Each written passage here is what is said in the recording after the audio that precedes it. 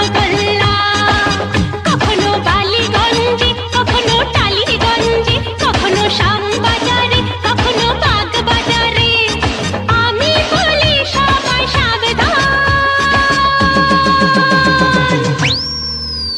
আমি কলকাতা রসগোল্লা, ও আমি কলকাতা রসগোল্লা।